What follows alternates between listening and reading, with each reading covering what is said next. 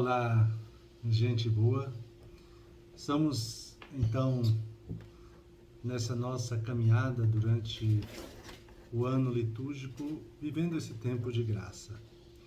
Chegamos, então, hoje ao 25º domingo do tempo comum. Então, neste mês, dedicado também como mês da Bíblia, vamos ver, então, minhas santas e meus santos, que vivemos quase que constantemente sobre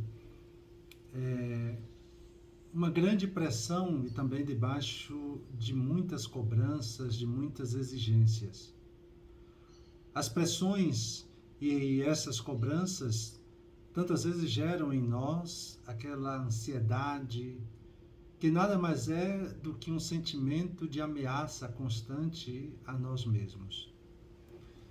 Isso porque, se não correspondermos ao que nos é exigido, então perderemos nosso lugar, né? Mais ou menos isso que acontece.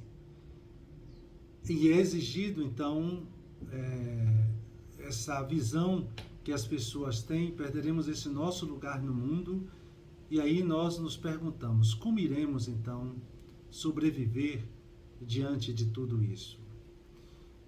É nesse sentido que a liturgia deste domingo, a liturgia de hoje, denuncia o desejo de poder dos discípulos e celebra, na verdade, a pequenez, né? A pobreza, o humilde serviço de Jesus. Todo mundo é tentada pela grandiosidade, pela riqueza, pelo prestígio, pela fama. Jesus venceu essas tentações e quer também que nós as vençamos no nosso dia a dia. Na comunidade de Jesus, ninguém pode e nem deve procurar o primeiro lugar. É assim que devemos compreender que o Evangelho de hoje, também como vem, ele consta de duas partes. A primeira é uma instrução de Jesus aos discípulos sobre o Filho do Homem. Ou seja, aqui nós temos o segundo anúncio da paixão, que são os versículos 30 a 32. A segunda parte é uma discussão e também ensinamento de Jesus aos seus discípulos sobre o poder e o serviço. Isso é o que nós encontramos, então, dos versículos 33 a 37. Jesus, no Evangelho de hoje, concretamente, questiona a nossa correria diária, nossas angústias e preocupações, a razão de ser de tanta ansiedade em nossa vida, por que andamos e vivemos dessa forma? Então, ao chegar em casa com seus discípulos, Jesus lhes perguntou: o que vocês estavam discutindo pelo caminho? Mas os discípulos ficaram calados, pois pelo caminho tinham discutido quem era o maior dentre eles. Porque a preocupação, na verdade, que nós vamos ver, então, diante disso aqui, é que a preocupação deles era em ser maior, será?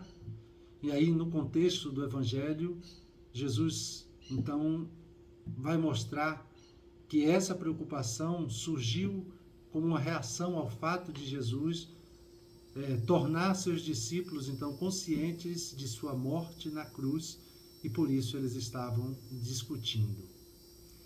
Jesus sabe que cada um quer e também deve buscar realizar-se.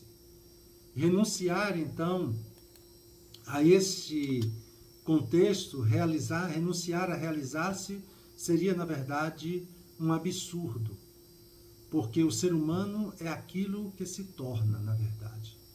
Mas Jesus dá critérios para isso. Ao desejo de sobrepor-se aos outros no ter, no poder e no aparecer, cujo resultado só pode ser, então, uma ilusória reação. Jesus, então, substituiu o desejo né? Então, de acolher e de servir o outro, sobretudo os pobres e os pequenos. É isso que Jesus propõe. E aqui está a grandeza de Deus, que é misericórdia. E a grandeza do homem, que deixa de ser miserável quando se torna capaz de amar. Por isso, a vocação do homem e da mulher é o amor e o serviço. Ou melhor dizendo, é o amor-serviço. Na verdade, temos que ser discípulos e discípulas de Deus, que mostrou seu rosto em Jesus. Deus, sendo amor, não se afirma, né, às custas do outro, mas justamente promove o outro às próprias, quer dizer, diante daquilo que nós poderíamos dizer, que Deus promove o outro às próprias custas. Não se serve do outro, mas o serve. Não deseja o outro, mas se deseja a si mesmo, de tudo, até de si mesmo, em favor do outro, como o fez na cruz. E aí nós poderíamos, diante de tudo isso, para a gente concluir, nos perguntar então, qual é a preocupação principal da minha vida, a principal preocupação nossa? O que é que nos motiva a fazer as coisas que fazemos, aquilo que nós realizamos hoje? Depois, o que é que nós estamos buscando na vida? Para muitas pessoas, a motivação principal em fazer o que fazem é a busca do prazer, o seu próprio bem-estar. Para essas pessoas, a vida só vale a pena se elas estão se sentindo bem, ainda que esse sentir-se bem seja no âmbito restrito do individualismo, do egoísmo. Então, para outras pessoas, a motivação principal da vida é ser o maior, o melhor, o mais importante, tornar-se a pessoa mais visível, sobressair-se em relação aos demais. E eu digo para vocês, e há aí um detalhe que precisa ser revelado em conta, justamente diante de tudo isto. Tanto a pessoa que busca o prazer, o sentir-se bem, como aquela que busca sobressair-se em relação aos demais, não suportam frustrações. Isto é, não aceitam nenhum tipo de cruz. E Jesus nos ensina o contrário. A vida de Jesus nunca girou em torno de sentir-se bem, muito menos de sobressair-se em relação aos demais. Para Jesus, o mais importante na vida sempre foi ser fiel à razão que justificava a sua própria existência. Ele veio para servir e para dar a vida em resgate de muitos. Que assim também seja o nosso desejo de nos entregarmos para o serviço aos irmãos e às irmãs.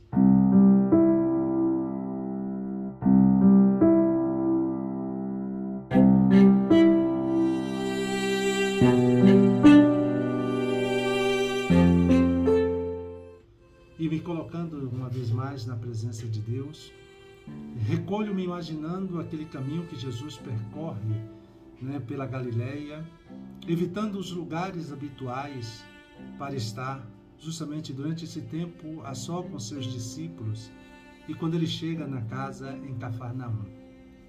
E ali com os discípulos lhes pergunta sobre o que eles estavam discutindo no caminho. Peço aqui aquilo que quero: não ser surdo ao amor de Deus por mim. Não evitar esse encontro com Jesus por meio da palavra e compreender a grandeza do último de todos e que sou também servo de todos. E buscando tirar proveito da oração, vejo, escuto e observo as pessoas, quem são, o que dizem e o que fazem. Um santo e abençoado domingo para todos e todas.